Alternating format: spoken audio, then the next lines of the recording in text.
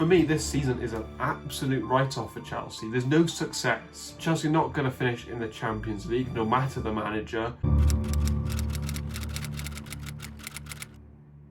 Chelsea cannot sack Graham Potter. Well, they can. In fact, I actually liked a shout I saw from Rory Jennings saying that he would like Mourinho back. I always like Mourinho in the Premier League. I just like Mourinho. What was the video again? Graham Potter. Chelsea should stick with Graham Potter. That's not because I'm a Spurs fan and I want Chelsea to do bad. It's because I think Graham Potter is a really good manager. Although I would like to see Spurs beat Chelsea more often. Even though I usually do have an issue with fans wanting a manager out so quickly, I actually can understand why Chelsea fans would want Graham Potter out. It has been really bad under Graham Potter. To start, let's compare his project to two similar ones we've seen in Jurgen Klopp at Liverpool and Mikel Arteta at Arsenal. Comparing his first win percentage in his first 18 Premier League games to Arteta and Klopp. Arteta has 44%, Klopp has 38%, Graham Potter has a very low 28%.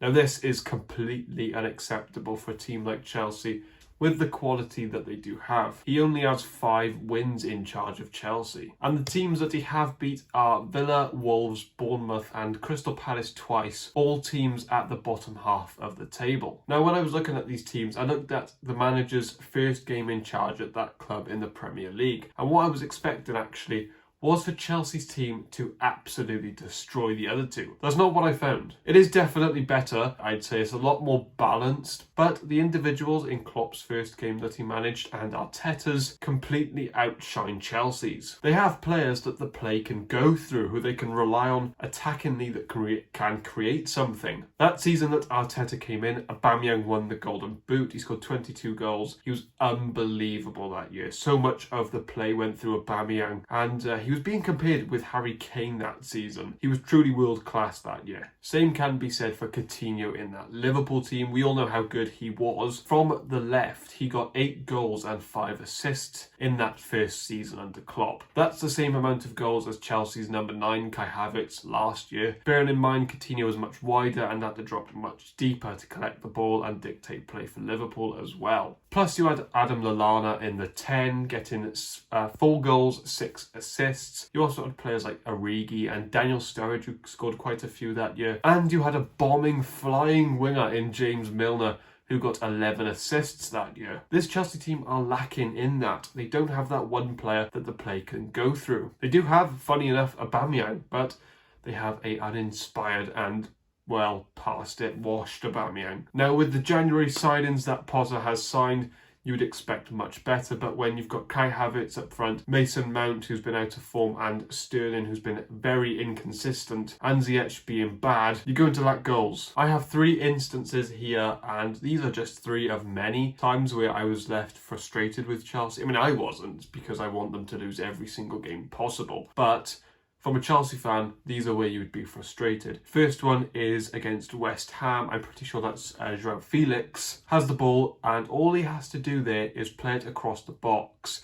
Instead, he cuts it back to no one, and Chelsea miss a chance to score an easy goal. This one here is a massive game against Man City, and you can see that Kai Havertz has the ball. Now, to me, that's just an easy pass that someone should make. What happens here is he sells the pass short. John Stones makes a very good tackle, but John Stones shouldn't be able to make an unbelievable tackle from that position. And the last one is also in the same game against Man City. It's Lewis Hall. Here, you have to cut it back to Conor Gallagher or get the shot on target for a rebound off the keeper, and that doesn't happen. He just skies it over the bar. There were also 2 instances against Fulham as well that were really frustrating. Even as a Spurs fan, they were frustrating. I can't find the screenshots, but there were 2 times where Kai Havertz and Mount should have played Felix in, and they just didn't play the pass. They just did something so simple instead, and that's happened a lot at Chelsea. Arteta and Klopp also had a lot of players in their prime. That's not something Potter has. He has either players that are too old or players that are too young. This isn't a situation where Potter has that. It's a very young team that needs developing. This is a full project. Look at the ages of players that Graham Potter has signed since he's been at Chelsea. You have Fofana at 20, you have Chukwuemeka at 18,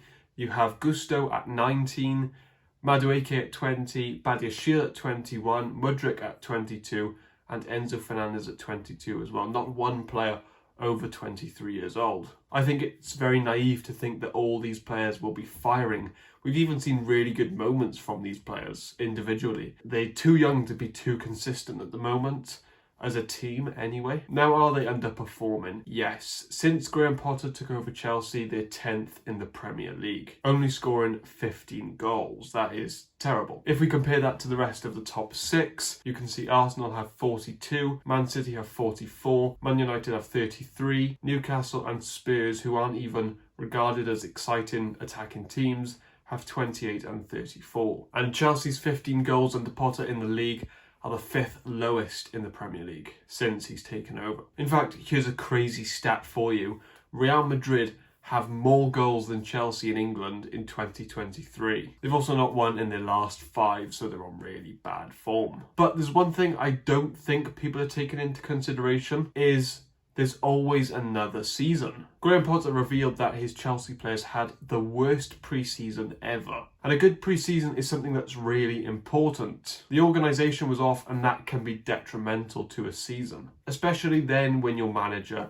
gets sacked 6 games into a Premier League season. People forget that Chelsea were playing bad before Potter came in, and actually not just in those 6 games, it was quite a long time before that they weren't playing great football. In the Prem under Tuchel this year, they did play 6 games, they won 3, drew 1 and lost 2, but they also lost at home to Zagreb as well in the Champions League. I would just like to add that if I was Todd Boehly, I would have kept Thomas Tuchel. I think that was the best option for the club. And I think he would be doing better than Potter now, but I wouldn't have sacked Tuchel. So yeah, I did make a video about it at the time, so if you want to go watch that, it should be there somewhere. And remember to subscribe to keep watching these amazing videos. But they have Potter now, and for me, the road is a long project with Graham Potter. He is a project manager, and he has signed a lot of really young players. And for me, the future is really bright with this manager and players. For me, this season is an absolute write-off for Chelsea. There's no success. The League Cup has already been won. Chelsea are out the FA Cup. Chelsea are not going to finish in the Champions League, no matter the manager. And I know Chelsea have won the Champions League twice,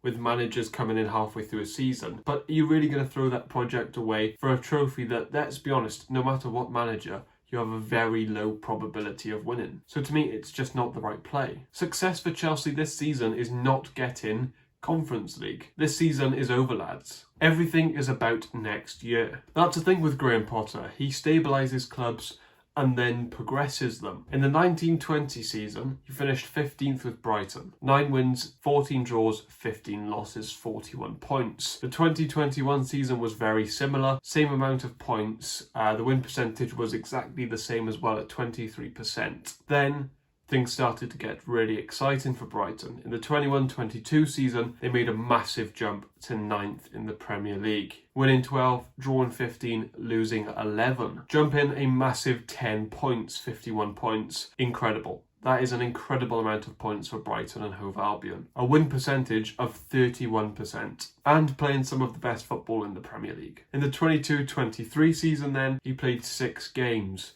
But in those 6 games before he left, he won 4, drew 2, had 13 points, scored 11, conceded 5. A win percentage of 66%. Was in top 4 at the time before he left. A lot of people now think De Zerbi is better than Potter, when in fact De Zerbi's time at Brighton is actually 11th in the Premier League, with a win percentage of 37%. Now, it's really impressive. I'm not taking away anything from De Zerbi. He's doing a fantastic job at Brighton, and they keep on getting better as well, it seems. But it just shows the job that Potter was doing at Brighton was incredible. His last game at Brighton, he absolutely smashed Leicester City 5-2. So, such an impressive performance. When you think of the players that Chelsea have now, for me, in 2 to 3 years' time, I think it's going to be a very special project. Right now, the team is just so bloated. They have so many players. Trying to make different players happy, players who are lacking in confidence, Mount, Loftus-Cheek, Pulisic. I mean, look at the midfield options. You have Kante, you have Enzo Fernandez, you have Kovacic, you have Chukwuemeka, you have Conor Gallagher, you have Loftus-Cheek, Dennis Zakaria. It's a very unhealthy amount of players, good players. Look, depth is good, but that's just way too much. Players like a Gallagher just doesn't know where he is into this team, and that can be said for so many of these players. We can see he doesn't know his best 11 just by looking at the changes he's making to the squad. From the Southampton to the Tottenham game, he made 6 changes. From the West Ham to the Southampton game, he made 5 changes. Fulham to the West Ham game, he made 3 changes. And from the Liverpool to the Fulham game, he made 3 changes in that one. He's really struggling to find his first 11, and we know the best teams find their first 11. Look at Arsenal. Look at title champions like Man City and Liverpool. They've always known their first 11, something that Potter doesn't know because there's just too many players. So difficult to keep everyone happy, and so many of them are new as well. So it's just such a difficult job that Potter has there. And I actually think there's been some good moments lately. I thought in the first half Chelsea were excellent. West Ham actually outperformed Chelsea XG-wise, which surprised me. But that's why XG doesn't mean everything, because eye test is more important, and Chelsea were excellent. It was domination. Chelsea had 79% possession. I thought against Liverpool they were good as well, and I thought against Dortmund they were really good as well. For me, they were the better team in that game. They had an XG of 2.2.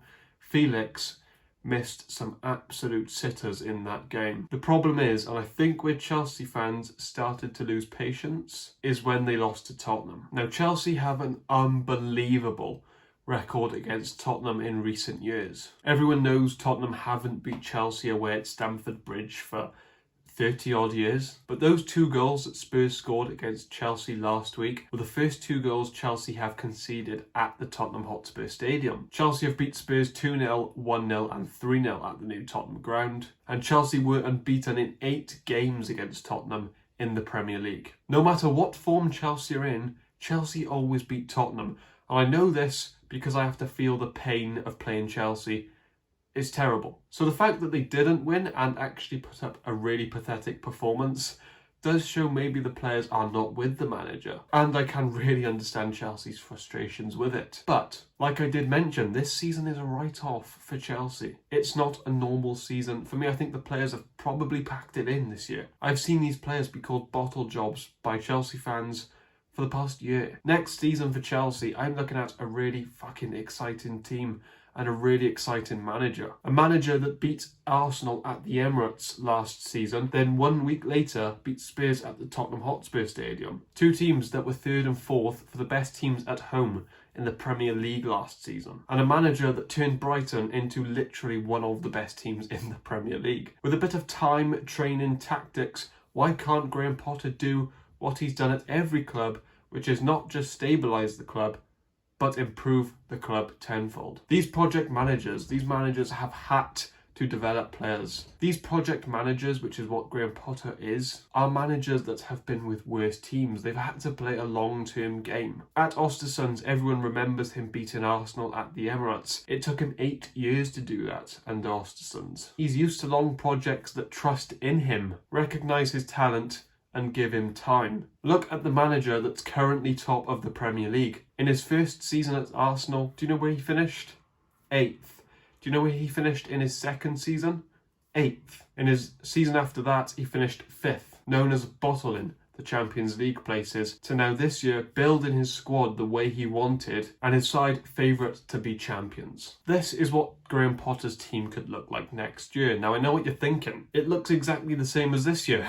Well, yeah, it does look similar. I mean, a new striker, and I think Chelsea are a completely different side. But with a thinner squad, it gives him more time to focus on that starting 11. Put more time into players. Not having to focus on so many individuals.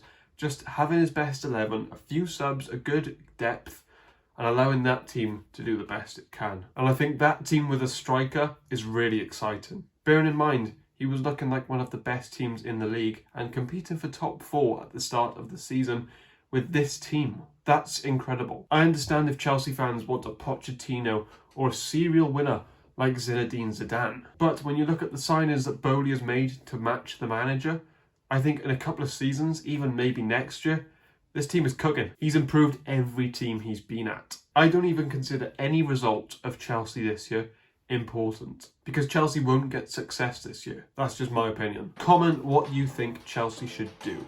Let me know if you're a neutral or a Chelsea fan, because I'd like to know, is there any difference? And if you've enjoyed the video, give it a like. And I have planned my next 10 videos after a brainstorm of ideas the other day. So plenty of videos coming to the channel. Subscribe so you can watch them in the future. And thank you very much for watching.